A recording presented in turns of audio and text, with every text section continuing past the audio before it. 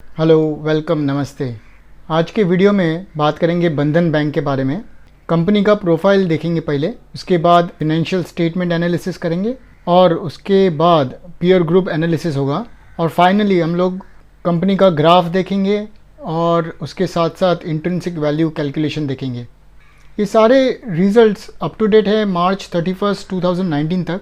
ये डेटा को मैंने लिया है कंपनी के फिनेंशियल स्टेटमेंट से। कंपनी के जो ब्रांचेस थे रूरल एरिया में अराउंड 36% है, सेमी अर्बन में 35%, अर्बन एरियाज़ में 19% है और मेट्रोज़ में 10%। अगर हम इनका की हाइलाइट्स देखें तो 986 ब्रांचेस हैं और डोर स्टेप सर्विस सेंटर्स जहाँ से वो घर पे जाके पैसे वगैरह कलेक्ट करते हैं या लोन ऑफर करते हैं वो 3000 के करीब हैं। एटीएम्स उनके 481 हैं। कस्टमर्स अराउंड 1.65 करोड़ से हैं। टोटल 34 स्टेट्स के अंदर है और 463 डिस्ट्रिक्ट्स के अंदर इनके ब्रांचेस हैं। कंपनी ने 2019 में अराउंड 43,000 करोड़ का टोटल डिपॉजिट्स एक्सेप्ट किया है। टोटल लोन्स और एडवांसेस जो उन्होंने फॉरवर्ड किए हैं वो अराउंड 44,776 करोड़ के हैं। इसमें से माइक्रो लोन्स जो स्मॉल एंटरप्राइजेस को देते हैं उसका 86.24% का कंट्रीब्यूशन है। CASA ratio, current account to savings account का जो रेशियो है वो अराउंड 40.75% का है। रिटर्न ऑन एवरेज एसेट्स 4.23% का है। टोटल एसेट्स पे उन्होंने कितना प्रॉफिट जनरेट किया है ऑन एन एवरेज बेसिस वो हम कैलकुलेट कर रहे हैं यहाँ पर। ये 2019 का नहीं है बट 2018 और 2019 का एवरेज वैल्यू पे है। और रिटर्न ऑन एवरेज इक्विटी करीब 19% का है। अगर टोटल डिपॉजिट्स का देखें जो 43,232 करोड़ का है उसमें से 7% माइक्रो बैंकिंग कस्टमर से आता है उनके। टोटल बिजनेस का ग्रोथ FY 16, 17, 18 और 18, 19 में कैगर ग्रोथ रेट हमको दिखाई दे रहा है अराउंड 37.17% का। 46,000 का टोटल बिजनेस किया था 16-17 के अंदर, वो अब बढ़कर हो गया है 88,000 करोड़ का। टोटल एडवांसेस और जो लोन्स उन्होंने दिए उसके अलावा जो डिपॉजिट्स एक्सेप्ट किए दोनों मिलाकर 88,000 करोड़ का बिजनेस किया है। अगर हम एडवांसेस को अलग से देखें और डिपॉजिट्स को अलग से देखें तो 16-17 में अराउंड 23,000 करोड़ के एडवांसेस दिए थे उन्होंने, मतलब इतने के लोन्स उन्होंने फॉरवर्ड किए थे। और 18-19 में वो बढ़कर 44,776 करोड़ के हो गए और इसमें जो कैगर ग्रोथ रेट दिख रहा है वो अराउंड 37.9% का है। डिपॉजिट्स की बात करें तो 16-17 से 23,200 करोड़ था और अब वो हो गया है 43,232 करोड़। यहाँ पर भी डिपॉजिट्स में भी 36% का कैगर ग्रोथ रेट दिख रहा है। अगर टोटल एसेट्स परसेंटेज देखें 18 और 19 के बीच में तो माइक्रो लोन्स में उन्होंने 86.24% दिए हैं। माइक्रो लोन्स छोटे स्मॉल अमाउंट के वैल्यू के लोन्स होते हैं। स्मॉल एंटरप्राइज लोन्स अराउंड 3.34% का है और small medium enterprise loans SME loans around 6.21% के हैं और जो बाकी रिटेल लोन्स है वो अराउंड 4.21% का है। और लायबिलिटी साइड पे देखें तो टर्म डिपॉजिट्स अप्रॉक्सीमेटली 59.25% के हैं। तो ये लॉन्ग टर्म डिपॉजिट्स है, जैसे फिक्स डिपॉजिट्स हो वैसे। सेविंग्स अकाउंट कंट्रीब्यूट करते हैं अप्रॉक्सीमेटली 32.4% और करंट अकाउंट से उनको पैसे आते हैं अराउंड 8.35%। तो करंट अकाउंट का कंट्रीब्यूशन बहुत कम है और सेविंग्स अकाउंट का ज़्यादा है। जनरली हमको कासा रेशियो में करंट अकाउंट का वैल्यू ज़्यादा होना चाहिए क्योंकि वहाँ से उनको इंटरेस्ट फ्री मनी मिलता है, क्योंकि करंट अकाउंट में बेसिकली इंटरेस्ट नहीं दिया जाता है और सेविंग्स अकाउंट में उनको इंटरेस्ट देना पड़ता है। कंपनी का नेटवर्थ देखे या इक्विटी ग्रोथ देखे, कैगर 58% से ग्रो हो रहा है ओवर द 3 ईयर्स। 16-17 में अराउंड 4,400 करोड़ का इक्विटी था, वो अब बढ़कर 11,202 हो गया है 18-19 के अंदर। टोटल इनकम की बात करें, ये यहाँ पर जो वैल्यू दिखाई दे रहा है उसमें से इंटरेस्ट एक्सपेंसेस निकालने के बाद टोटल कितना इनकम कंपनी ने अर्न किया है, इसको ऑपरेटिंग इनकम भी बोल सकते हैं आफ्टर डिडक्टिंग इंटरेस्ट एक्सपेंस। यहाँ पर 16-17 में कंपनी ने 2,815 करोड़ कमाए थे इंटरेस्ट एक्सपेंस निकालने के बाद टोटल रेवेन्यू में से, और 18-19 में वो हो गया 5,560 करोड़ के करीब, जो कि अराउंड 40% ग्रोथ रेट है टोटल इनकम में। अगर प्रॉफिट आफ्टर टैक्स की बात करें तो 1,100 करोड़ से 1,900 करोड़ हो गया है ये 3 साल के अंदर, और यहाँ पर भी ग्रोथ रेट अराउंड 32% का दिख रहा है हर साल। कैपिटल एडिक्वेसी की बात करें तो ये करीब 29.2% पे था। ये जो रेशियो होता है वो बहुत इंपॉर्टेंट होता है बैंक्स के लिए खास करके। यहाँ पर जो रेगुलेटरी रिक्वायरमेंट्स है वो है मिनिमम 10.875% का रखने का। यहाँ पर बैंक काफ़ी कंफर्टेबल पोजीशन में है। अब इसमें भी जो टियर 1 कैपिटल रेशियो है वो 27.88% का है। Tier 1 capital basically risk free capital बोल सकते हैं इसको। बैंक का कैपिटल एडिक्वेसी रेशियो 17-18 से थोड़ा ड्रॉप हुआ है, पर अभी भी ये बहुत अच्छा है। नेट इंटरेस्ट मार्जिन देखें तो अराउंड 10.43% का है 18-19 में। बेसिकली जो कंपनी डिपॉजिट्स एक्सेप्ट करती है और उसके ऊपर इंटरेस्ट देना होता है उनको, और लोन्स और एडवांसेस फॉरवर्ड करती है या लोन्स और एडवांसेस देती है अपने कस्टमर्स को, उसके ऊपर वो इंटरेस्ट चार्ज करती है। तो इन दोनों का जो डिफरेंस है, इंटरेस्ट चार्ज करना और इंटरेस्ट देना, उसका जो डिफरेंस है वो नेट इंटरेस्ट मार्जिन है। तो यहाँ पर इनको अराउंड 10.43% का मार्जिन है नेट 18-19 में। और अगर हम ट्रेंड देखें तो अभी 17-18 से स्लाइटली इंक्रीज़ हुआ है। डेटा सिर्फ 3 इयर्स का है मेरे पास, क्योंकि कंपनी 3 साल पहले ही लिस्ट हुई थी। ये रेशियो भी देखना बहुत इंपॉर्टेंट है, ग्रॉस और नेट नॉन परफॉर्मिंग एसेट का। इनके जो ग्रॉस नॉन परफॉर्मिंग एसेट है वो बढ़ रहे हैं साल भर साल। 16-17 में टोटल एडवांसेस के नॉन परफॉर्मिंग एसेट्स थे 0.51%। मतलब जितना भी उन्होंने एडवांसेस दिए थे ग्रॉस टोटल, उसके सामने उनको 0.51% का नुकसान हुआ है नॉन परफॉर्मिंग एसेट के थ्रू। वो बढ़कर 1.25% हो गया है और 18-19 में अब वो 2% का है टोटल एडवांसेस के सामने। तो इनके जो ग्रॉस एनपीए वो बढ़ रहे हैं और नेट एनपीए उनके 0.58% है और फ्लैट है 17-18 के मुकाबले।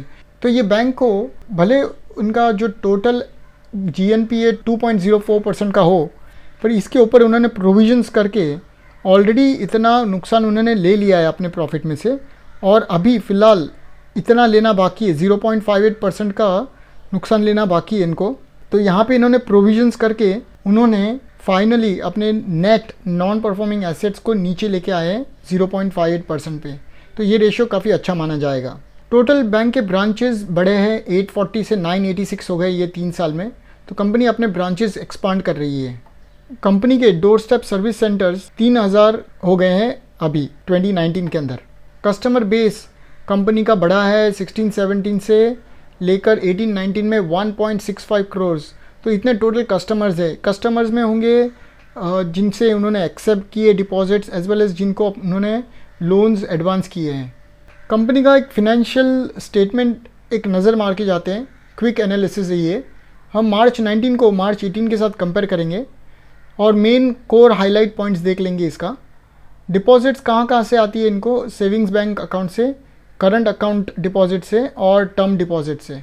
तो ये 3 सोर्स है इनको सेविंग्स बैंक से टोटल इनका जो कंट्रीब्यूशन है 14,000 करोड़ का उनको सेविंग्स बैंक से आया है, और वो 9,000 करोड़ था पहले 18 में।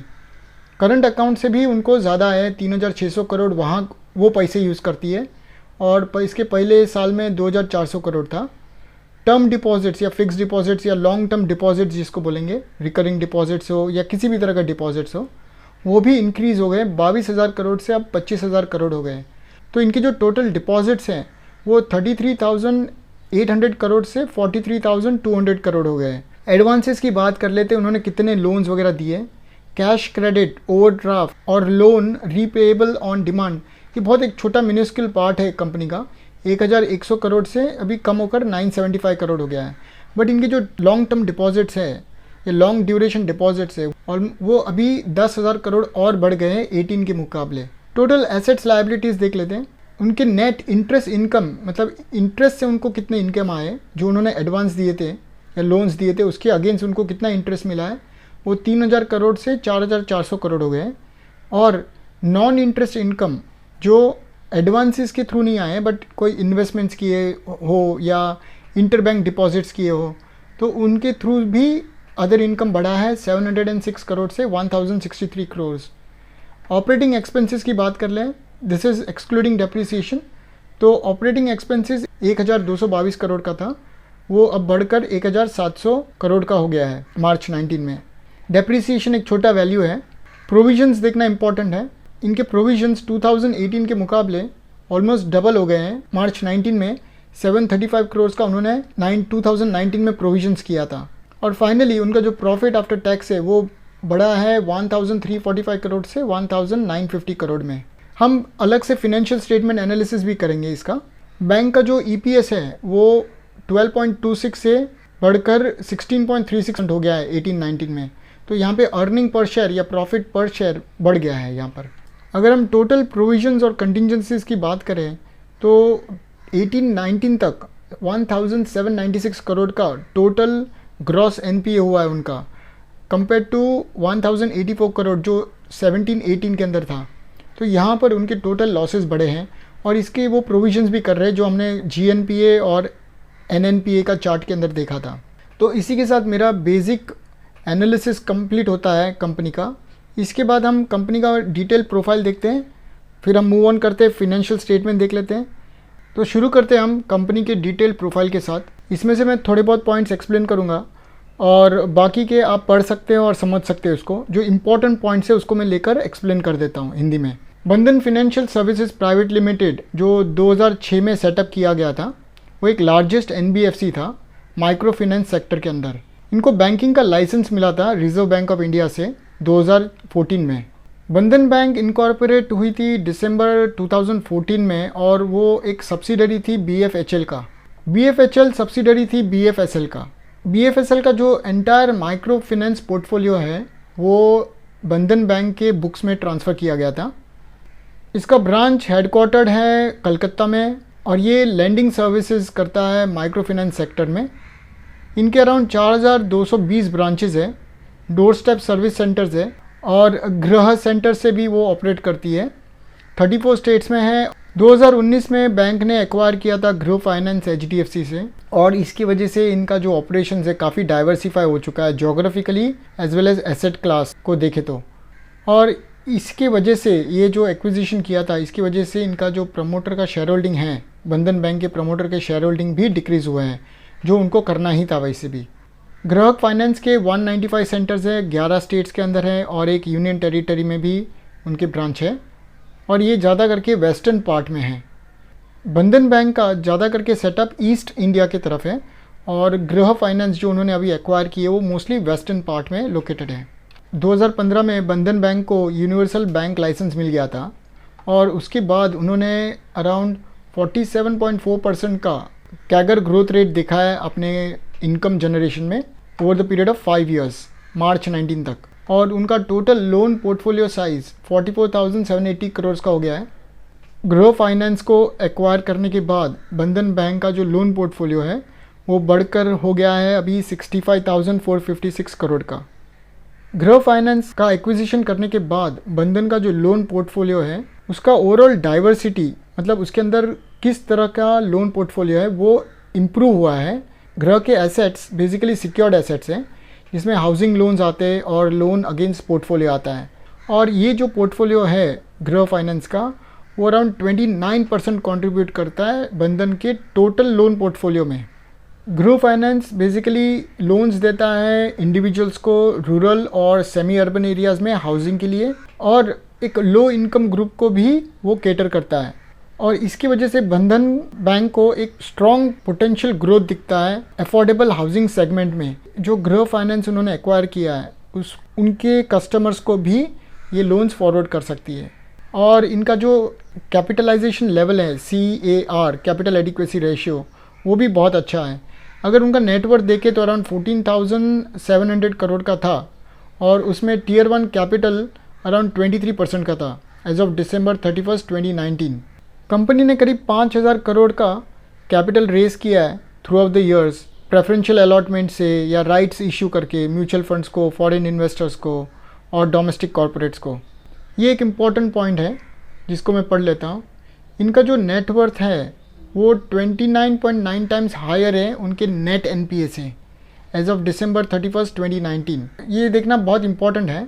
इनके जो इक्विटी कंट्रीब्यूशन है, शेयर होल्डर का जो कंट्रीब्यूशन है उसके सामने NPA बहुत कम है, या आप हम ऐसे भी बोल सकते हैं कि उनका जो नेटवर्थ है वो 19 टाइम ज़्यादा है उनके नेट NPA से।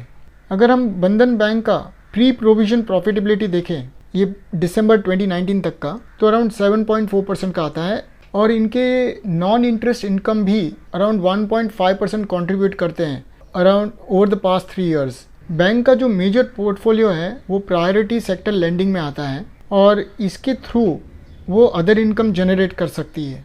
कंपनी ने एक हेल्दी और स्टेबल एसेट क्वालिटी मेंटेन किया है over the years. Gross NPA 2% से नीचे रहा है लास्ट फ्यू इयर्स में। इवन डिमोनेटाइजेशन पीरियड में भी वो 2% से नीचे ही था। अगर हम जून 30 2019 तक की बात करें तो ग्रॉस एनपीए अराउंड 2.02% का था। और इस ग्रॉस एनपीए में IL&FS का 388 करोड़ का बैंक का एक्सपोजर भी इंक्लूडेड है। कंपनी ने फुल प्रोविजंस किया है IL&FS का एक्सपोजर को सितंबर 30 2019 तक। बैंक का एक स्ट्रॉन्ग ब्रांड इक्विटी है ईस्ट और नॉर्थ ईस्ट इंडिया में, क्योंकि इनके जो डोर स्टेप सर्विस सेंटर्स हैं उनकी वजह से कंपनी का कस्टमर्स के साथ काफ़ी अच्छा रेपो बना हुआ है। एज ऑफ दिसंबर 31 2019 तक देखें तो ग्रॉस एनपीए 1.93% का था। अगर माइक्रो फाइनेंस पोर्टफोलियो की बात करें तो आसाम कंट्रीब्यूट करता है 16.4% का और सेकंड लार्जेस्ट है वेस्ट बंगाल। कोविड-19 आउटब्रेक भी एक प्रॉब्लम कर सकता है कंपनी के एसेट क्वालिटी में, तो ये भी एक मॉनिटरेबल है, इसको भी हमको ध्यान से देखना होगा। पर मेरे हिसाब से जितना प्राइस में ड्रॉप हुआ है 50% का ये बैंक में उसके 52 वीक हाई से, तो ये जो प्रॉब्लम्स है ये सारे ऑलरेडी प्राइस के अंदर इंक्लूडेड होने चाहिए। कंपनी का डिपॉजिट बेस ज़्यादा करके टर्म डिपॉजिट्स और सेविंग्स अकाउंट से आता है और ये दोनों डिपॉजिट्स काफ़ी स्टेबल होते हैं कंपेयर टू करंट एसेट्स जहाँ से पैसे इमीडिएटली निकल सकते। इनके ज़्यादातर डिपॉजिट्स वेस्ट बंगाल से आते हैं जहाँ पे वो 20 साल से बिज़नेस कर रही है। टोटल लोन पोर्टफोलियो में ईस्ट और नॉर्थ ईस्ट इंडिया कंट्रीब्यूट करता है around 62% via micro loan business.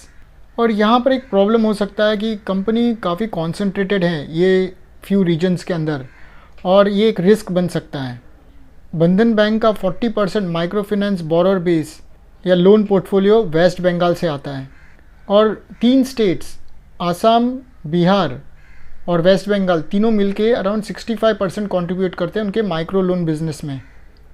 अगर हम चैलेंजेस की बात करें तो बैंक एक रेगुलेटेड सेक्टर में है और स्टेट गवर्नमेंट्स का अगर कोई नोटिफिकेशन निकलता है तो वो एक रिस्क बन जाता है कंपनी के लिए। जैसे डीमोनेटाइजेशन हुआ था या सोशियो पॉलिटिकल इवेंट होते हैं या राइट्स होते हैं। क्योंकि कंपनी आसाम, बिहार और वेस्ट बंगाल में ऑलमोस्ट 20 साल से है तो उनका पकड़ इन स्टेट्सों में काफ़ी अच्छा है।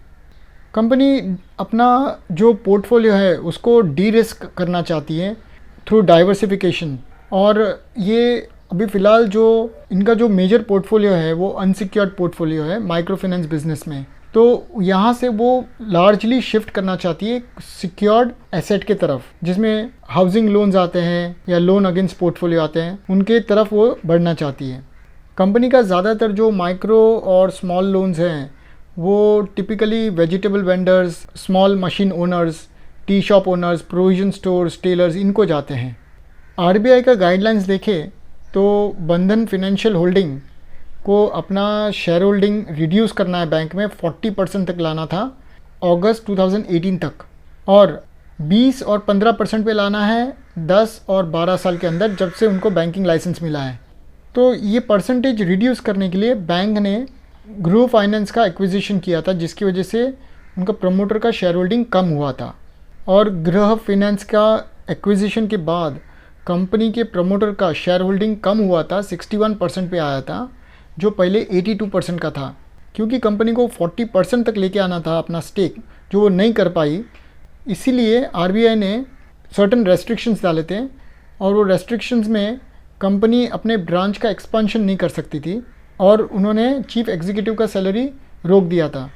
इसके बाद आरबीआई ने उनको थोड़ी राहत दी और उनके जो ब्रांच एक्सपांशन है वो अलाउ किया उन्होंने, प्रोवाइडेड कि वो 25% उनके टोटल ब्रांचेस का वो अनबैंक्ड रूरल सेंटर्स में ओपन करें। अभी भी बैंक को अपना प्रमोटर होल्डिंग नीचे लाना है 20% पे 12 साल के अंदर। फाइनली की पॉजिटिव्स देख लेते हैं, ये इंपॉर्टेंट पॉइंट्स देख लेते हैं जो पॉजिटिव पॉइंट्स हैं। अगर company non micro loan segments में डाइवर्सिफाई करती है तो वो एक पॉजिटिव माना जाएगा। सिक्योर्ड एसेट क्लासेस में अगर डाइवर्सिफाई करे तो उसको भी पॉजिटिव माना जाएगा। और जो माइक्रो लोन पोर्टफोलियो अगर वो रिड्यूस करती है 25% से नीचे तो वो भी एक पॉजिटिव ट्रिगर होगा। अगर अपना एसेट क्वालिटी मेंटेन करती है और प्रॉफिटेबिलिटी लेवल्स बनाए रखती है तो वो भी एक पॉजिटिव है। नेगेटिव्स में आएगा अगर उनका एसेट क्वालिटी ख़राब होता है, ग्रॉस एनपीए अगर 5% से ज़्यादा बढ़ जाता है तो वो एक की नेगेटिव रहेगा। और टियर 1 कैपिटल एडिक्वेसी लेवल अगर 15% से नीचे गिरता है तो वो भी एक की नेगेटिव है। तो इसी के साथ मेरा कंपनी का प्रोफाइल एनालिसिस भी कंप्लीट होता है।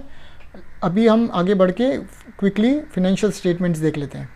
तो शुरू करते हैं हमारा बंधन बैंक का profit and loss account analysis के साथ। यहाँ पर बहुत सारे रेशियोज़ में स्किप करूँगा क्योंकि वो बैंक को कंसर्न नहीं करते हैं। रेवेन्यू ग्रोथ देख लेते हैं या सेल्स का ग्रोथ देख लेते हैं। मार्च 19 से रीसेंट 12 महीने तक अराउंड 48% का ग्रोथ देखा था। 6,644 करोड़ का मार्च 19 में टोटल रेवेन्यू जनरेट किया था और उसके सामने 9,800 करोड़ का रीसेंट 12 महीने में। तो यहाँ पे एक अच्छा ग्रोथ दिखा है हमको। क्योंकि मेरे पास डेटा सिर्फ 17, 18 और 19 का है तो इसको आप 3 साल का ग्रोथ रेट मत देखो, बट 1 साल का ग्रोथ रेट देखो, 18 से 19 तक का और फिर 19 से रीसेंट 12 महीने तक। तो अगर हम 18 से 19 भी देखें तो अराउंड 38.35% का ग्रोथ है ओवरऑल रेवेन्यू में।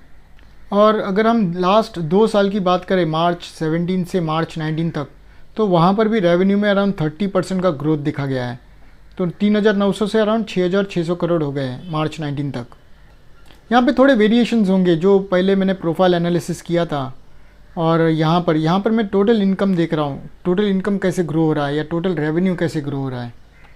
मार्च 19 में कंपनी के ओवरऑल रेवेन्यू था अराउंड 6,600 करोड़ का, उसके सामने 2,400 करोड़ का उनको ऑपरेटिंग एक्सपेंसेस हुआ था। तो अराउंड 62.9% का ऑपरेटिंग प्रॉफिट मार्जिन था। इसमें इंटरेस्ट एक्सपेंसेस इंक्लूडेड नहीं है, इसलिए ओपीएम मार्जिन हमेशा ज़्यादा दिखाई देगा। हम इंटरेस्ट एक्सपेंसेस को सेपरेटली हम चेक करेंगे। अदर इनकम अराउंड 14% कंट्रीब्यूट करता है टोटल इनकम के कंपैरिजन में, जो 9,800 करोड़ था और अदर इनकम से अराउंड 1,400 करोड़ आए। और अगर हम उसका ट्रेंड भी देखें तो अराउंड 14-16% का कंट्रीब्यूशन कर रहा है और इनका अदर इनकम का कंट्रीब्यूशन भी बढ़ रहा है और ओवरऑल इनकम भी बढ़ रहा है through out the years. Depreciation हम स्किप करेंगे, रॉ मटेरियल कॉस्ट रहेगा नहीं कुछ भी, और एम्प्लॉय कॉस्ट इनका 15% का है और ये कंसिस्टेंटली बढ़ रहा है। और यहाँ पर ये हमको एक अच्छा एश्योरेंस देता है कि कंपनी अपने एम्प्लॉयज़ का ध्यान रख रही है और एक अच्छा परसेंटेज अपने सेल्स का वो पे कर रही है अपने एम्प्लॉयज़ को। इंटरेस्ट एक्सपेंसेस इंपॉर्टेंट है देखना बैंक्स के लिए। टोटल 3,900 करोड़ का इंटरेस्ट एक्सपेंस था उनका, जो कि अराउंड 40% आता है उनके टोटल इनकम जो उन्होंने जनरेट किया था उसके अगेंस्ट। और इनका जो ओवरऑल ट्रेंड है इंटरेस्ट एक्सपेंसेस का वो बढ़ रहा है और मेजर कॉस्ट बैंक को इंटरेस्ट एक्सपेंस का ही होता है, तो ये मॉनिटर करना बहुत ज़रूरी है। तो हमको ये देखना है कि कंपनी कंसिस्टेंटली अपना इनकम इंक्रीज़ करता हो और उसके सामने अपना इंटरेस्ट एक्सपेंसेस भी बढ़े, बट कंसिडरेबली ज़्यादा नहीं बढ़े जितना रेवेन्यू बढ़ रहा है।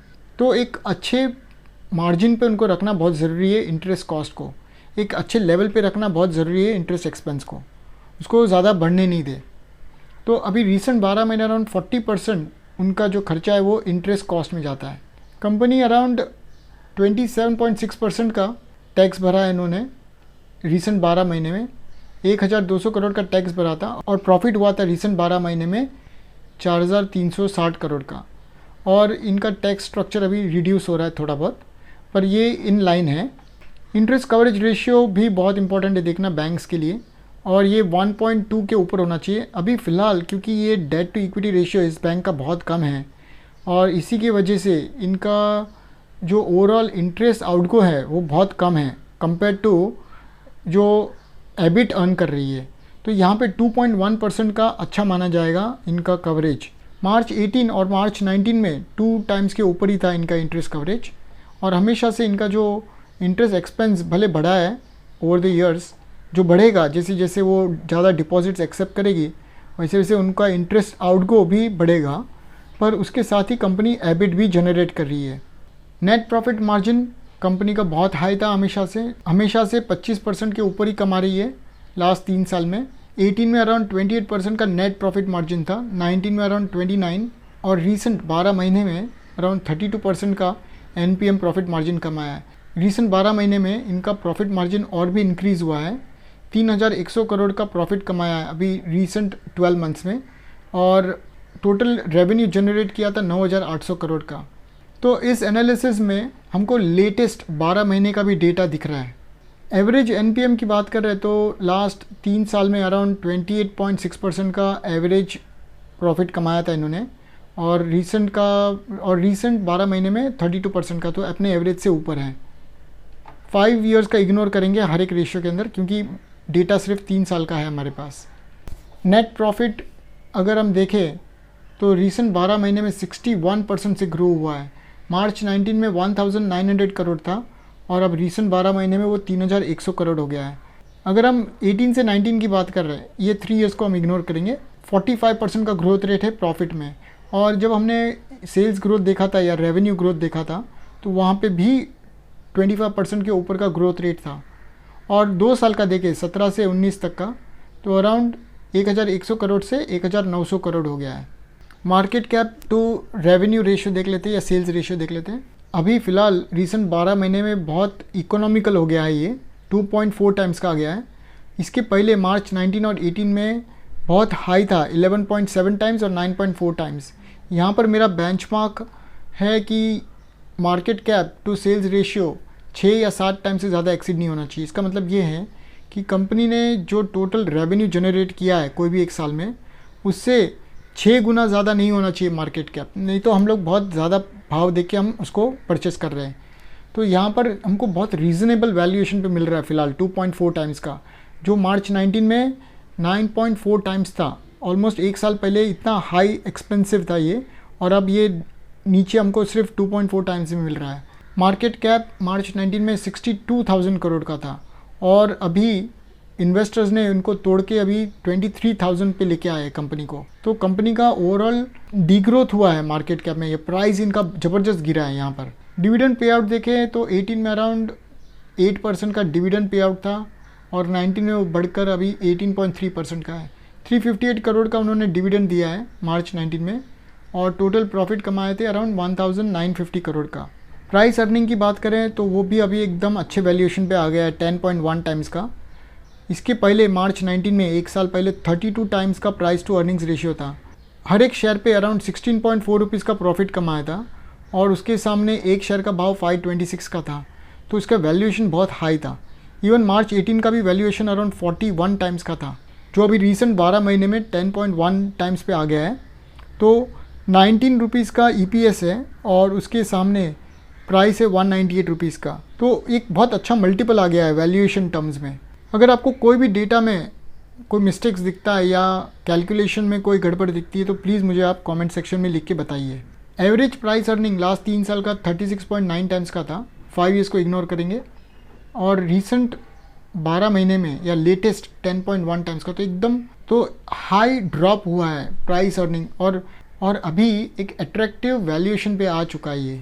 बैलेंस शीट का एनालिसिस करेंगे नेक्स्ट। 18 से 19 में किसी भी तरह से शेयर का डायल्यूशन नहीं हुआ है, और फेस वैल्यू भी 10 का 10 ही रहा है। रिटर्न ऑन इक्विटी अराउंड 17.4% का था मार्च 19 में।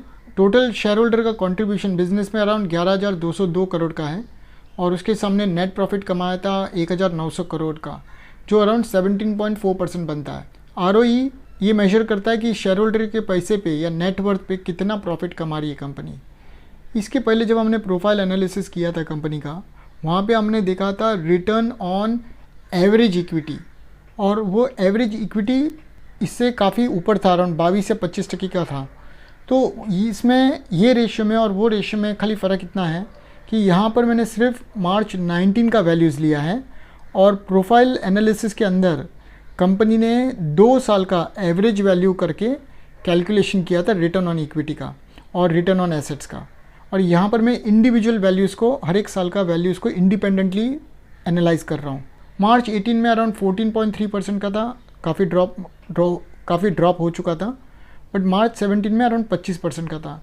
तो स्लाइट फ्लक्चुएशन है, बट अभी ये 15% के ऊपर है। बैंक्स में जनरली ROE इतना हाई देखने को मिलता नहीं है। ROE एवरेज देखे तो लास्ट 3 साल का अप्रॉक्सीमेटली 18.9% का था, और मार्च 19 में वो स्लाइटली ड्रॉप हुआ है अपने एवरेज से। रिटर्न ऑन कैपिटल एम्प्लॉयड कैसा है वो देख लेते हैं। Total capital employed into the business और उसके सामने कितना एबिट जनरेट किया था, earnings before interest and tax, वो अराउंड 9.4% का था। इसको रिटर्न ऑन इन्वेस्टमेंट भी बोलते हैं। 54,955 करोड़ का टोटल कैपिटल एम्प्लॉयड किया था मार्च 19 के अंदर और 5,161 करोड़ का एबिट जनरेट किया था। और मार्च 17 का अगर वैल्यू देखें तो अच्छा था 11.2% का। यहाँ पर ये जो कैपिटल एम्प्लॉयड है इसके अंदर नेटवर्थ प्लस बोरोइंग्स जो कंपनी ने किए दोनों मिलाकर कैपिटल एम्प्लॉयड कंसिडर किया जाता है।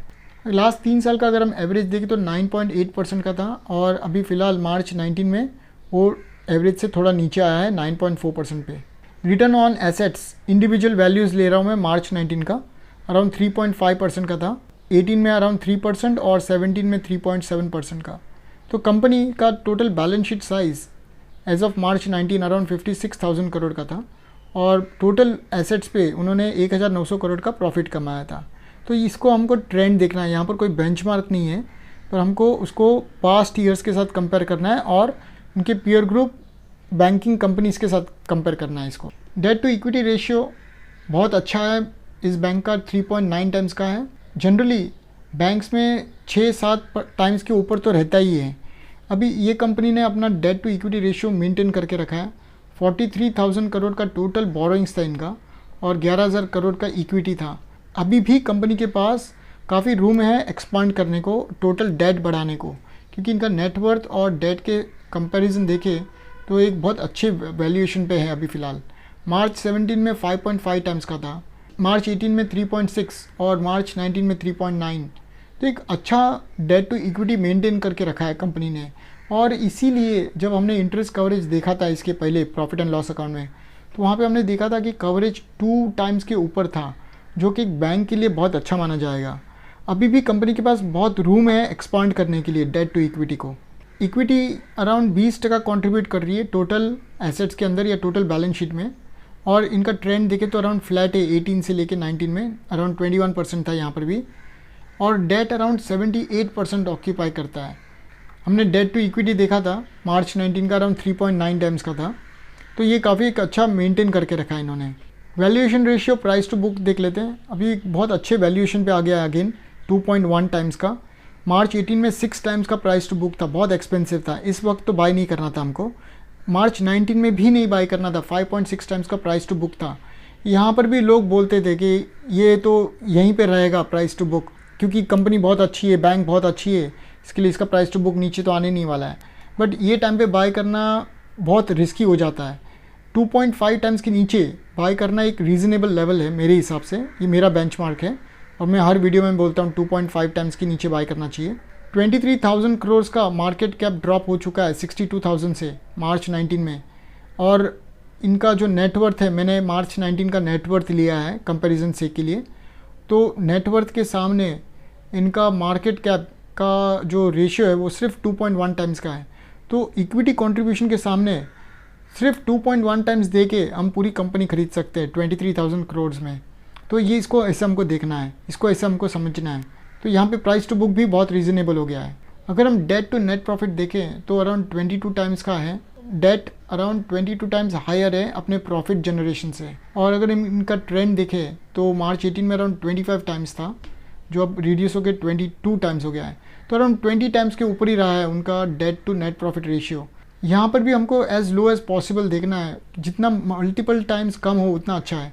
मतलब जितना डेट है हो उसके सामने प्रॉफिट भी हाई जनरेशन करती हो। मेरे पास कोई बेंचमार्क नहीं है इसके लिए, तो हमको पास्ट डेटा के साथ कंपेयर करना होगा इसको, और पीयर ग्रुप कंपनीज़ के साथ भी कंपेयर करना होगा। नेट ब्लॉक और कैपिटल वर्क इन प्रोग्रेस को हम स्किप करेंगे। कंपनी की इन्वेस्टमेंट्स 10,000 करोड़ के मार्च 19 में, जो अराउंड 17% कॉन्ट्रीब्यूट करता है टोटल बैलेंस शीट में। तो टोटल एसेट्स का 17% इन्वेस्टमेंट्स के अंदर है। तो यहाँ पर इन्वेस्टमेंट्स का जो वैल्यू है वो बढ़ते जा रहा है। अब ये इन्वेस्टमेंट्स होंगे शेयर्स में या इंटरबैंक डिपॉजिट्स में या किसी भी तरह से जो जिससे बैंक को एडिशनल इनकम का जनरेशन हो। डेटर्स स्किप करेंगे। कंपनी का कैश होल्डिंग फ़िलहाल 5,800 करोड़ का है, जो अराउंड 10% ऑक्यूपाई करता है टोटल एसेट्स में, और इनका ओवरऑल परसेंटेज ट्रेंड डिक्रीज़ हो रहा है। 2017 में 7,300 करोड़ का कैश होल्डिंग था, जो एक बड़ा पोर्शन ऑक्यूपाई कर रहा था बैलेंस शीट का। अब वो रिड्यूस होकर 10% हो गया है। तो कंपनी अपना कैश होल्डिंग अच्छे से मेंटेन करके रखा है। करंट रेशियो कंफर्टेबल है पोजीशन। उनके जो लॉन्ग टर्म एसेट्स है अराउंड 46,000 करोड़ के हैं और short term liability around 1,400 crore की है। इसको हमको अलग से डिटेल में देखना होगा, लॉन्ग टर्म और शॉर्ट टर्म का। इन्वेंट्री होल्डिंग को हम स्किप करेंगे। कैश फ्लो स्टेटमेंट एनालिसिस हम स्किप करेंगे। प्राइस वेरिएशंस देख लेते हैं। मार्च 18 से करंट मार्केट प्राइस में अराउंड 57% का ड्रॉप हुआ है टोटल। मेरे पास मार्च 17 का वैल्यूज़ नहीं है, इसके लिए यहाँ पर ये दो पार्ट हम स्किप करेंगे। तो यहाँ पर अराउंड टोटल ड्रॉप हमको 57% लोअर मिल रहा है मार्च 18 के मुकाबले। मार्च 18 में भाव था 469 का और अभी करंट मार्केट प्राइस उसका 198 रुपीज़ हो गया है। फाइनली वैल्यूएशन रेशियोज़ का रिकैप करेंगे। प्राइस टू अर्निंग 10.1 टाइम्स का है। प्राइस टू कैश हम स्किप करेंगे क्योंकि यहाँ पर बैंक्स में प्राइस टू कैश नहीं देखा जाता है। प्राइस टू बुक 2.1 टाइम्स का है, 2.5 टाइम्स के नीचे, मेरे बेंचमार्क के नीचे है ये। और market cap to revenue generation भी बहुत अच्छा हो गया है, 3.6 टाइम्स का। तो ओवरऑल वैल्यूएशन वाइज ये बहुत अच्छा है। फंडामेंटली हमको टेक्निकली भी देखना होगा कि हम किस लेवल पे हम बाई कर सकते हैं। नेक्स्ट क्वार्टरली P&L अकाउंट का एनालिसिस करते हैं। अभी रीसेंट क्वार्टर में क्या हो रहा है, एकदम नियर टर्म पिक्चर देखते हैं। लॉन्ग टर्म तो हमने देख लिया है, बहुत अच्छा लग रहा था ओवरऑल। YOY दिसंबर 18 से 19 में रेवेन्यू जनरेट हुआ है 64% हायर। दिसंबर 18 में 1,600 करोड़ का रेवेन्यू जनरेट किया था ये क्वार्टर में, और 19 में वो बढ़कर 2,700 करोड़ हो गया है। अगर हम क्वार्टर ऑन क्वार्टर भी बात करें तो यहाँ पर भी पॉजिटिव ग्रोथ है अराउंड 1% का। प्रॉफिट में भी YOY ग्रोथ हुआ है दिसंबर 18 से 19 के बीच में, 331 से 731 करोड़ हो गया है। 120% का YOY ग्रोथ रेट देखा गया है। और अगर हम क्वार्टर ऑन क्वार्टर देखें तो अराउंड 24% का ड्रॉप हुआ है। सितंबर 19 में 972 करोड़ का अराउंड प्रॉफिट कमाया था और दिसंबर 19 में वो ड्रॉप होकर 731 करोड़ हो गया है। फाइनली प्रॉफिट मार्जिन देख लेते क्वार्टर्स का। दिसंबर 18 में करीब 20% का NPM कमाया था, सितंबर 19 में 36% का और दिसंबर 19 में 26% का। दिसंबर 19 में टोटल प्रॉफिट अराउंड 731 करोड़ का था और टोटल रेवेन्यू था अराउंड 2,700 करोड़ का। सो ओवरऑल सेल्स या रेवेन्यू बढ़ रहे हैं और नेट प्रॉफिट में थोड़ा फ्लक्चुएशन है सितंबर और दिसंबर के बीच में, बट ओवरऑल कंपनी का नेट प्रॉफिट मार्जिन 25% से ऊपर ही रहा है। तो इसके साथ मेरा फिनेंशियल स्टेटमेंट एनालिसिस कंप्लीट होता है। पीयर ग्रुप कंपैरिजन देख लेते हैं। नेक्स्ट बंधन बैंक का कंपैरिजन मैं कर रहा हूँ HDFC बैंक और ICICI बैंक के साथ। करंट मार्केट प्राइस बंधन का है 216 रुपीज़, HDFC कोट कर रहा है 910 रुपीज़ पे और ICICI का भाव है 375 रुपीज़ का। बंधन बैंक अपने 52 वीक हाईएस्ट पॉइंट से अराउंड 67% ड्रॉप हुआ है। HDFC बैंक में 30% का ड्रॉप देखा गया है और ICICI बैंक में भी अराउंड 32% का ड्रॉप है। तीनों के रिजल्ट्स दिसंबर 2019 तक अप टू डेट है। इनिशियल डेटा डिविडेंड यील्ड तक मैंने लिया है screener.in से और बैलेंस जो डेटा है उसके नीचे वो मैंने सोर्स किया है टिकर टेप से। क्वार्टरली ग्रोथ देख लेते हैं सेल्स में या रेवेन्यू जनरेशन में। तीनों कंपनी ने पॉजिटिव डबल डिजिट ग्रोथ दिखाया है। नेट प्रॉफिट में YOY ग्रोथ रेट बंधन बैंक में 120% का था। तीनों बैंक ने हाई प्रॉफिट ग्रोथ कमाया है, बट उसका जो बेस ईयर है वहाँ से हमको देखना होगा कि वहाँ से वो ड्रॉप हुआ था या बढ़ा था वहाँ पर।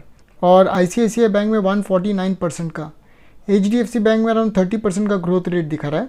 अगर यहाँ पर 20 या 30% से ऊपर का ग्रोथ रेट दिखता है तो हमको इंडिविजुअल वैल्यूज़ को चेक करना बहुत ज़रूरी है। रिसेंट 12 महीने में बंधन बैंक ने अराउंड 9,800 करोड़ का रेवेन्यू जनरेट किया है, HDFC बैंक ने अराउंड 1,18,000 करोड़ का और ICICI बैंक ने अराउंड 82,000 करोड़ का। तो बंधन बैंक ये दूसरे दो बैंक से तो बहुत छोटी बैंक है कंपैरिजन सेक में देखे तो। 2019 का सेल्स फिगर देखे तो अराउंड 6,600 करोड़ का रेवेन्यू जनरेट किया था।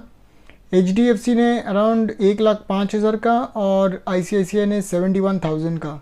तो तीनों बैंक ने अपने 2019 के रेवेन्यू जनरेशन से ऊपर ही अभी रिसेंट 12 मंथ में सेल्स किए हैं। प्रॉफिट्स का भी वैल्यू देखें तो तीनों बैंक ने अपने 2019 से रिसेंट 12 मंथ में ज़्यादा ही प्रॉफिट कमाया है। बंधन बैंक का प्रॉफिट 2019 का अराउंड 1,900 करोड़ था और अभी रिसेंट 12 महीने में 3,100 करोड़ हो गया है। कैश फ्रॉम ऑपरेटिंग एक्टिविटी हम स्किप करेंगे। रिसेंट प्राइस अर्निंग देखे लेटेस्ट में तो सबसे सस्ता बंधन बैंक है अभी फ़िलहाल, 11 टाइम्स पे अवेलेबल है उसके अर्निंग्स के सामने। HDFC अराउंड 19 टाइम्स, ये भी रीज़नेबल हो गया, मेरे बेंचमार्क से नीचे ही है। और ICICI बैंक अराउंड 25.6 टाइम्स पे ट्रेड कर रहा है, तो ये सबसे एक्सपेंसिव है ये 3 कंपनी के कंपैरिजन में। प्राइस टू OCF हम स्किप करेंगे। प्राइस टू बुक वैल्यू बंधन बैंक अभी भी एक्सपेंसिव है 3.1 टाइम्स, HDFC अवेलेबल है 3.3 और ICICI सबसे सस्ता है 2.1 टाइम्स पे प्राइस टू बुक के हिसाब से देखें तो। बंधन बैंक का 5 इयर्स और 3 इयर्स का डेटा अवेलेबल नहीं है हमारे पास, तो यहाँ पर ये पूरा हम कंपैरिजन नहीं कर पाएंगे HDFC और ICICI बैंक के साथ। रिटर्न ऑन इक्विटी 2019 का अराउंड 19% का था बंधन का, और HDFC ने 17% और ICICI ने 3.8%। तो बंधन बैंक और HDFC ने अबव 15% का ROE रिटर्न दिया है 2019 में। ICICI का ROE वैल्यू बहुत लो था। रिटर्न ऑन कैपिटल एम्प्लॉयड देखें तो भी ICICI काफ़ी लो था 4.8% पे 2019 में, और बंधन बैंक ने around 10.5% return on capital employed generate किया है। HDFC ने अराउंड 7.7% का ROC दिया था 2019 में। रिटर्न ऑन टोटल एसेट्स या टोटल बैलेंस शीट पे देखें तो रीसेंट 12 महीने में बंधन बैंक ने अराउंड 4% का रिटर्न परसेंटेज दिया है, HDFC ने टोटल बैलेंस शीट पे अराउंड 2% कमाया है, और ICICI का बैंक का प्रॉफिट्स बहुत कम था कंपेयर्ड टू द असेट्स जो उन्होंने एम्प्लॉय किए थे बिजनेस में। एसेट टर्नओवर हम स्किप करेंगे, काफ़ी सारे रेशियोज़ हम स्किप करेंगे क्योंकि वो बैंक को अप्लाई नहीं होते हैं। मार्केट कैप बंधन बैंक का अराउंड 34,830 करोड़ का है, HDFC 4,99,000 करोड़ का उसका मार्केट कैप है अभी फ़िलहाल, और ICICI बैंक 2,43,000 करोड़। तो मार्केट कैप वाइज भी ये दोनों बैंक बहुत बड़ी है कंपेयर टू बंधन। नेटवर्थ बंधन बैंक का अराउंड 11,600 करोड़ का है, जबकि HDFC और ICICI बैंक का 1 लाख से ऊपर का उनका नेटवर्थ है। कंटिंजेंट लायबिलिटी बंधन बैंक की बहुत लो है 121 करोड़ की, जबकि HDFC और ICICI का कंटिंजेंट लायबिलिटी बहुत हाई है कंपेयर टू द नेटवर्थ, और बैंक्स में जनरली हाई कंटिंजेंट लायबिलिटी दिखने को मिलता है। क्योंकि ये बैंक अभी नहीं है तो इनका कंटिंजेंट लायबिलिटी पोजीशन भी लो है। अगर डेट टू इक्विटी रेशियो देखें तो बंधन बैंक का डेट टू इक्विटी सबसे लो है 3.9 टाइम्स का, और HDFC और ICICI बैंक का ऑलमोस्ट 7 टाइम्स से स्लाइटली ऊपर है। अगर हम इंटरेस्ट कवरेज रेशियो देखें तो सबसे हाईएस्ट बंधन बैंक का ही है 2.1 टाइम्स का, उनका एबिट अराउंड 2.1 टाइम्स हायर है उनके इंटरेस्ट पे आउट के सामने, जबकि इनका डेट टू इक्विटी भी बहुत लो था 3.9 टाइम्स का। तो अभी भी इनके पास काफ़ी स्कोप है ऊपर एक्सटेंड करने का।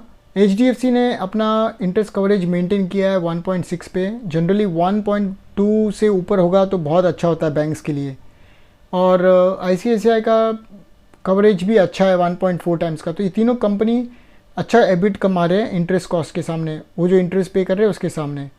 प्रोमोटर होल्डिंग बंधन का 60% है और इनको अभी नीचे लाना है जो हमने कंपनी प्रोफाइल में देखा था। HDFC अराउंड 21% पे है प्रोमोटर्स का स्टेक, और किसी भी प्रोमोटर्स ने कोई भी प्लेज नहीं किया इन बैंक्सों के। नेट प्रॉफिट मार्जिन बंधन बैंक ने अराउंड 29% का कमाया था 2019 में, HDFC ने अराउंड 21% का, और ICICI बैंक का NPM मार्जिन बहुत लो था 5.9% का। डिविडेंड यील्ड सबसे हाईएस्ट बंधन बैंक दे रही है एट करंट मार्केट प्राइस, क्योंकि इनका भाव भी बहुत गिरा है तो इसकी वजह से ओवरऑल यील्ड परसेंटेज भी बढ़ जाता है। बट ये करंट मार्केट प्राइस पे और लास्ट ईयर का डिविडेंड अगर हम देखें तो उसके ऊपर ये बेस्ड है। HDFC और ICICI बिलो 1% का डिविडेंड यील्ड जनरेट कर रही है। यहाँ से मैंने डेटा टिकर टेप से लिया हुआ है। 1 ईयर का रिटर्न परसेंटेज अराउंड बंधन बैंक में 61% का ड्रॉप देखा गया है। तो 1 साल पहले अगर आपने इन्वेस्ट किया होता तो आपका पोर्टफोलियो अभी 61% से डाउन होता बंधन बैंक में। इसीलिए बहुत ज़रूरी है कि आप सही समय पे बाई करो हर एक चीज़ को, हर एक स्टॉक को राइट टाइम पे बाई करना बहुत ज़रूरी है। HDFC बैंक 20% ड्रॉप हुआ है, 1 साल पहले लिया होता तो अराउंड 20% डाउन होता अभी। अपना 1 ईयर रिटर्न में ICICI बैंक में लोएस्ट ड्रॉप देखा गया एट 7.1%। अगर बंधन बैंक को अभी करंट मार्केट प्राइस से अपने 52 वीक हाई को टच करना है तो उसको 200% अप जाना पड़ेगा, HDFC को 43% अप जाना पड़ेगा और ICICI को 47% ऊपर जाना होगा। बंधन बैंक अपने 52 वीक लोएस्ट पॉइंट से 42% ऑलरेडी चढ़ चुका है, HDFC बैंक 23% चढ़ चुका है और ICICI बैंक में 40% का राइज देखा गया है अपने 52 वीक लोएस्ट पॉइंट से, अपने 52 वीक लोएस्ट पॉइंट से। Enterprise value divided by EBITDA देखें तो ये एक वैल्यूएशन रेशियो है। हमको समझ में आएगा कि हम एबिटा के सामने कितना वैल्यू दे रहे इस कंपनी के स्टॉक को। तो इसका जो रेशियो है जितना कम होगा उतना अच्छा है। बंधन बैंक का भी current EV to EBITDA 9 times का चल रहा है। HDFC भी रीज़नेबल है। इसका कोई मेरे पास बेंचमार्क नहीं है तो हमको एक दूसरे के साथ ही कंपेयर करना होगा। HDFC बैंक अराउंड 12 टाइम्स का एंटरप्राइज वैल्यू टू एबिटा है और ICICI का 18 टाइम्स का चल रहा है। सो जितना ज़्यादा होगा उतना एक्सपेंसिव है। फिलहाल बंधन बैंक में काफ़ी अच्छे वैल्यूएशन पे मिल रहा है हमको। FII का होल्डिंग बंधन बैंक में लोएस्ट है 13% पे, ICICI बैंक में हाईएस्ट है 45% का। FII का स्टेक ICICI बैंक में काफ़ी हाई है 45% पे। HDFC बैंक में अराउंड 36% का होल्डिंग है फॉरेन इंस्टीट्यूशनल इन्वेस्टर्स का। DIIs की बात करें ICICI बैंक में अराउंड 43% भरे हुए हैं वो, और HDFC बैंक में अराउंड 21% का होल्डिंग है इनका। बंधन बैंक में लोएस्ट है 8.2% पे। म्यूचुअल फंड्स की बात करें तो अराउंड 3.5% का बंधन बैंक में होल्डिंग है और हाईएस्ट अगेन ICICI बैंक में 26% का। HDFC बैंक में अराउंड 15% का होल्डिंग है म्यूचुअल फंड्स का। ये सारा डेटा मैंने टिकर टेप से सोर्स किया है। टोटल रेवेन्यू देख लेते हैं। बंधन बैंक ने 2019 में अराउंड 7,700 करोड़ का टोटल रेवेन्यू जनरेट किया था। उसी के सामने HDFC बैंक का रेवेन्यू जनरेशन अराउंड 1,24,000 करोड़ का था और ICICI का around 1,31,000 crore. Total net income देखे तो अराउंड नेट प्रॉफिट देखे तो अराउंड 1,952 करोड़ का था 2019 में, और HDFC बैंक का अराउंड 22,000 करोड़ का। ICICI बैंक का नेट प्रॉफिट काफ़ी कम था, 4,254 करोड़ का हो गया था। इंटरेस्ट इनकम की बात करें तो बंधन बैंक का नेट इंटरेस्ट इनकम अपने बिजनेस एक्टिविटी से अराउंड 6,600 करोड़ का था। HDFC को अराउंड 1,05,000 करोड़ मिले थे और ICICI बैंक को अराउंड 71,000 करोड़ इंटरेस्ट इनकम आए थे उनके। जो लोन्स देती है उसके सामने जो इंटरेस्ट मिलता है वो, और इंटरेस्ट एक्सपेंसेस जो डिपॉजिट एक्सेप्ट किए उसके सामने कितना इंटरेस्ट पे किया है वो इंटरेस्ट एक्सपेंस होता है बैंक के लिए। बंधन बैंक का इंटरेस्ट एक्सपेंस अराउंड 2,100 करोड़ का था। इनकम और एक्सपेंस के बीच का जो डिफरेंस रहेगा वो नेट इंटरेस्ट इनकम होगा। HDFC बैंक का इंटरेस्ट एक्सपेंस अराउंड 53,000 करोड़ का था और इनकम अराउंड 1,05,000 का जनरेट किया था। ICICI बैंक का इंटरेस्ट एक्सपेंस 39,000 का और इनकम अराउंड 71,000 का जनरेट किया था। अगर हम लोन लॉस प्रोविज़न देखें तो बंधन बैंक ने अराउंड 760 करोड़ का प्रोविजंस किया था 2019 में। HDFC बैंक ने अराउंड 7,100 करोड़ के प्रोविजंस किए थे और ICICI बैंक का प्रोविज़न सबसे हाईएस्ट था, 20,000 करोड़ का उनका प्रोविजंस किया था उन्होंने उनके नॉन परफॉर्मिंग एसेट्स के लिए। इसीलिए इनका नेट प्रॉफिट भी वैल्यू बहुत कम आया है। बंधन बैंक का कैश और cash equivalent holding approximately around 4,500 crore का था और HDFC अराउंड 60,000 करोड़ का कैश होल्डिंग था उनके पास। ICICI बैंक के पास भी ऑलमोस्ट 57,000 करोड़ का कैश होल्डिंग था। नेट लोन देख लेते हैं और उसके सामने कितने डिपॉजिट्स कंपनी के हैं वो देख लेते हैं। बंधन बैंक ने टोटल लोन्स अराउंड 39,600 करोड़ के दिए थे 2019 में और उसके सामने डिपॉजिट्स एक्सेप्ट किए थे अराउंड 43,000 करोड़ के। HDFC बैंक का नेट लोन अराउंड 8,64,000 करोड़ का था और डिपॉजिट्स उनको मिले थे अराउंड 9,22,000 करोड़ के, और ICICI बैंक का 6,44,000 के सामने 6,81,000 के डिपॉजिट्स एक्सेप्ट किए थे। तो ये कंपनी बहुत बड़े स्केल पे काम करती है कंपेयर टू बंधन बैंक। फाइनली टोटल एसेट्स देख लेते हैं, कंपनी का साइज़ कितना है, बैलेंस शीट साइज़। बंधन बैंक का balance sheet size around 56,000 crore का है। HDFC का अराउंड 12,92,000 करोड़ का टोटल बैलेंस शीट साइज़ है और ICICI भी ऑलमोस्ट HDFC के कंपैरिजन में ही है, अराउंड 12,38,794 करोड़। तो यहाँ पर मेरा पीयर ग्रुप कंपैरिजन बंधन बैंक का HDFC और ICICI के साथ ख़त्म होता है। नेक्स्ट हम ग्राफ देख लेते हैं। एज़ यूजुअल मैं सेटअप समझा देता हूँ। रिलेटिव स्ट्रेंथ इंडेक्स का मैंने सेटअप किया है यहाँ पर at the bottom of the screen में, और ये वीकली चार्ट है। हर एक कैंडल एक 1 वीक का प्राइस इंडिकेट करता है। मैंने सपोर्ट और रेजिस्टेंस लाइन को ड्रॉ कर चुका हूँ ऑलरेडी स्क्रीन पर। इस लेवल्स पे मैं बाय करना चाहूँगा, और जो वर्टिकल लाइंस हैं वो इंडिकेट करती है कि RSI फर्स्ट टाइम इस वीक में आया था और यहाँ पर 9 अप्रैल 2020 में डबल डिप हुआ था इस पर्टिकुलर कंपनी में। तो यहाँ पर से बाइंग करना शुरू करना है। इनफैक्ट सिंगल डिप पे भी बाई कर सकते थे हम, पर यहाँ पर जो सेकंड RSI था वो 35 के ऊपर था, तो इसको यहाँ पर अवॉइड करना है। और नेक्स्ट इंडिकेटर 20 मार्च 2020 में इंडिकेट हुआ था, तो यहाँ पर हम बाई कर सकते हैं 232 रुपीज़ पे। तो यहाँ से एक्चुअली शुरू होना चाहिए था बाइंग 232 से, और गोइंग ऑल द वे जब डबल डिप हुआ था तो यहाँ पर 192 का भाव था क्लोजिंग भाव, तो यहाँ से हमको बाय कर सकते थे। अगर कोई कंजर्वेटिव है और बहुत एक वेट कर सकता है पेशेंटली, तो double dip the best option है बाइंग स्टार्ट करने का। अगर आप में पेशेंस नहीं है और आप थोड़ा जल्दी आप सोचते हो कि मौका चूक जाएगा, तो आप थोड़ा जल्दी स्टार्ट कर सकते हो जब एक सिंगल RSI आए लाइन 30 के नीचे और 35 के नीचे। जो सेकंड RSI है वो भी 35 के नीचे होना चाहिए, तो एक 35 के नीचे होना चाहिए और दूसरा 30 के नीचे होना चाहिए, तो तभी भी बाइंग शुरू कर सकते हैं। अगर किसी में पेशेंस नहीं है और ज़्यादा पैसा है और वो उनको इन्वेस्ट करना ही है, ज़्यादा बार करना है, तो वो जल्दी से स्टार्ट कर सकते हैं। और जिनके पास कम पैसा है और लिमिटेड पैसा है, तो वो वेट कर सकते हैं डबल डिप का पेशेंटली, और तभी वो इन्वेस्ट कर सकते हैं। आज का तारीख है 18 अप्रैल 2020। मेरे पास लास्ट फ्राइडे का भाव है 17 अप्रैल 2020 का। क्लोजिंग भाव था 216 रुपीज़ का। तो यहाँ से अगर मुझे बाई करना है तो मैं 232 तक मैक्सिमम बाई करूँगा, और 190 के नीचे मेरे पास कोई भी सपोर्ट और रेजिस्टेंस लाइन नहीं है, क्योंकि इस कंपनी का पास्ट प्राइस अवेलेबल नहीं है, क्योंकि ये लिस्ट हुई थी अराउंड 20 मार्च 2018 में। तो यहाँ पर मेरे पास डेटा नीचे की तरफ अवेलेबल नहीं है। तो किसी को बाय करना है तो एक पर्टिकुलर गैप रख के परसेंटेज वाइज, जैसे 5% हो या 10% हो, और वो बाय करते जाए जैसे जैसे नीचे 5% या 10% ड्रॉप होता है, डिपेंडिंग आपका कितना कंफर्ट जोन है, आप कितना रिस्क ले सकते हैं, वैसे उस हिसाब से आप इधर 5% या 10% का गैप करके आप बाय कर सकते हैं। मैक्सिमम अपसाइड मेरे हिसाब से 232 के ऊपर नहीं बाय करना चाहिए।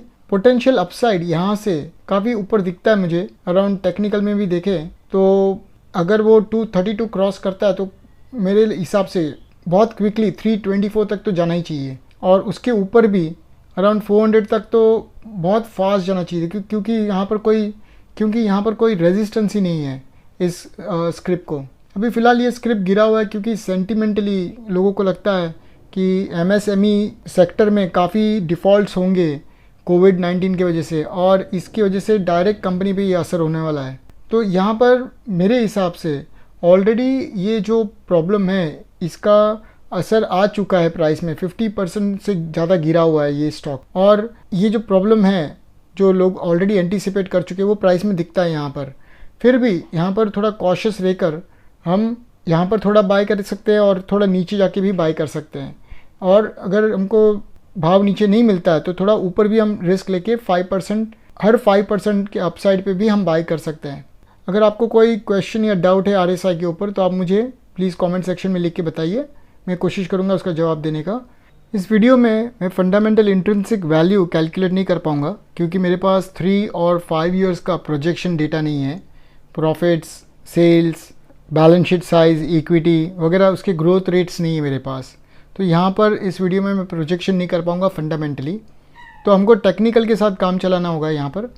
तो जैसे मैंने बताया था 232 रुपीज़ तक बाय कर सकते हैं, और अपसाइड पोटेंशियल 324 के ऊपर दिखता है, और काफ़ी फास्ट अपराइज होगा अगर ये क्रॉस तोड़ता है तो 232 का भाव, going all the way up till 369 rupees.